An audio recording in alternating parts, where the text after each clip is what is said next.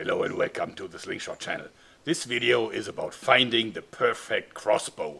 And this one, as cool as it looks, isn't perfect. Let me explain you why. Since it is a compound crossbow and not a recurve, it is almost impossible to remove the string without special tools. Also, it is truly fumbly to cock it, as you need a cocking aid because of the steep angle of the cocked string. And it is a one-shot weapon only. Reloading takes at least 30 seconds if you're well practiced, even longer if you're not.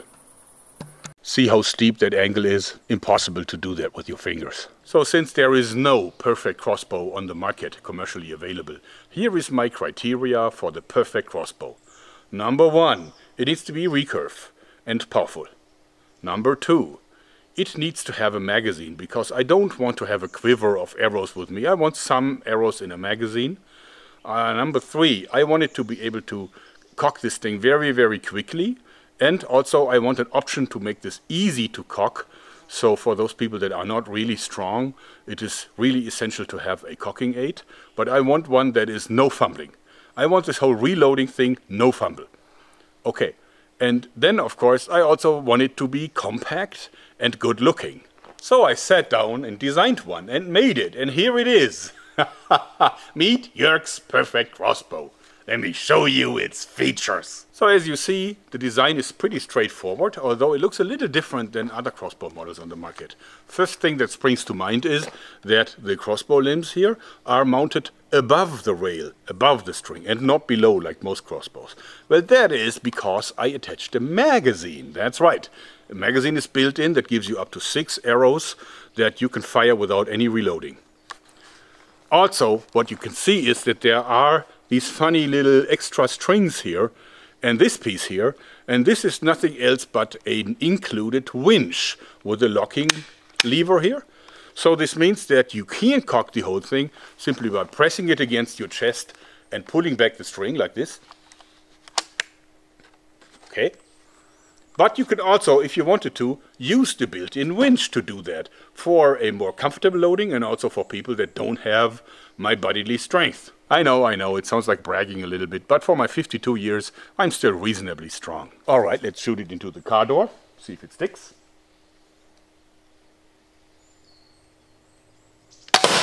Sure does. I think that's powerful enough. To me, a bolt that sticks in a metal car door is strong enough. And reloading is also fairly simple. You simply open the little box here. And as you see, I've changed the windshield wiper design against normal steel springs with round little push buttons on the end. And now I can easily slide in the arrow, just like that. Okay. And of course I can easily take 4 or 6 at a time and put them in. And then I close the latch again, like that. And I'm done with refilling my magazine. And as you can see, the springs are applying pressure to this part and this part of the arrows. And that is because the arrows are actually riding on the string. And only in cocked condition, an arrow can slit into the shooting position.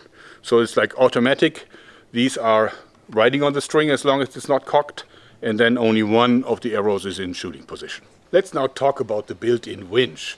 As you see, it's not bulky because the mechanical parts are inside of the stock.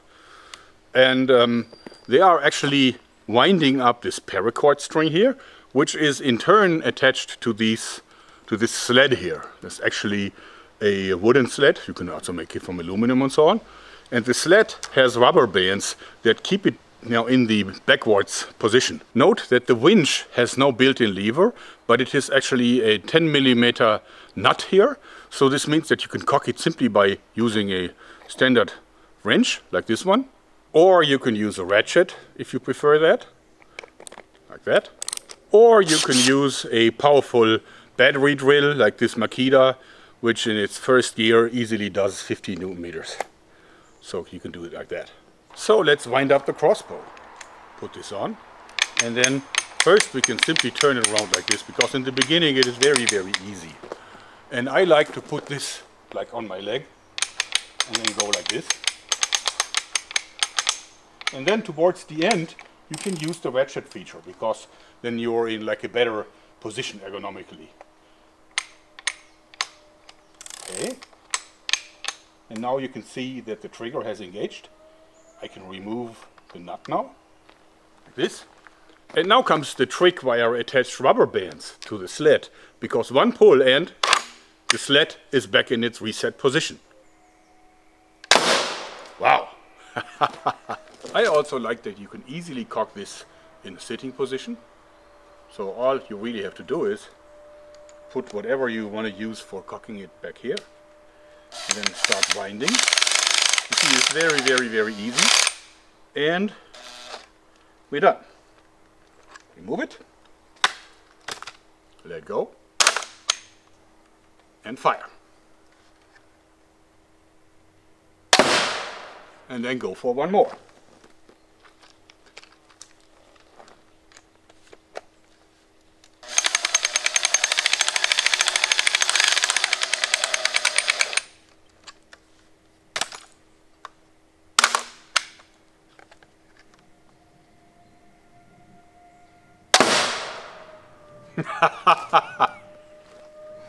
Alright, as a little test, let's fire 4 arrows at the same spot on the car door and see what happens.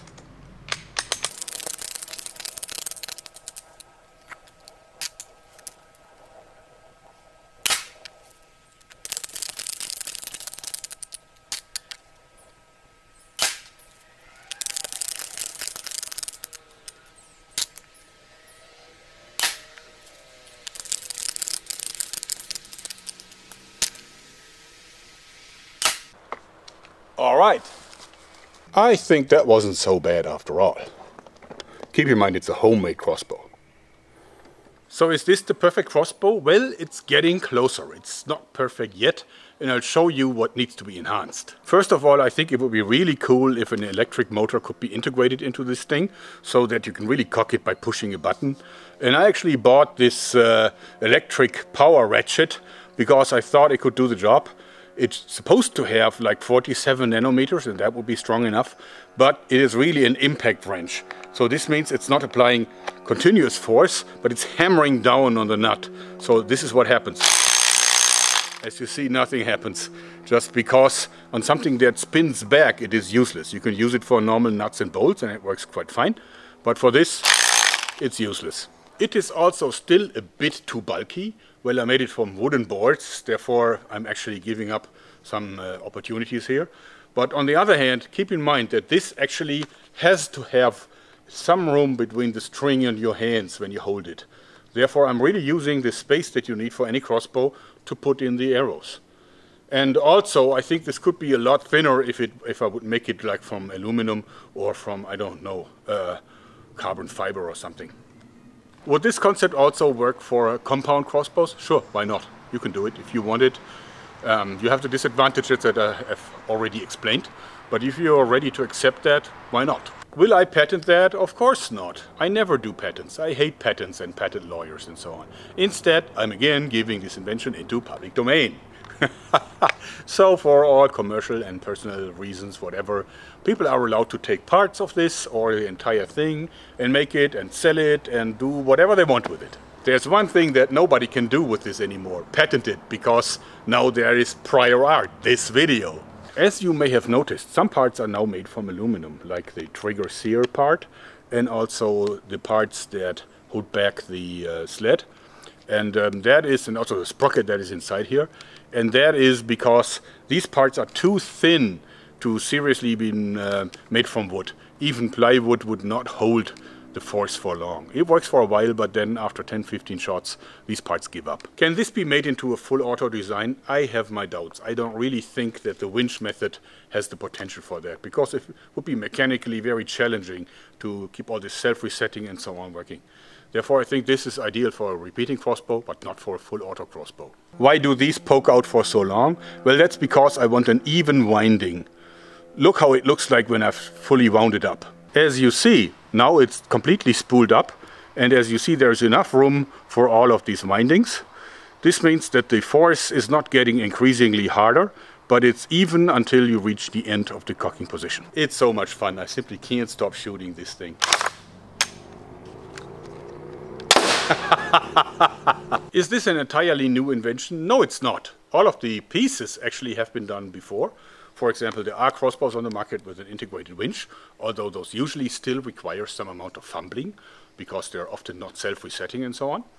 Also, of course, there are crossbows with a magazine. Not that I know that there is currently a version in production, but even the Chinese had this Shuko-Nu device that shot like that, and that definitely had a magazine. So this is not really completely new, but the feeding device from below, and actually with this integrated springs in the in the lid, this is, I think, something fairly new.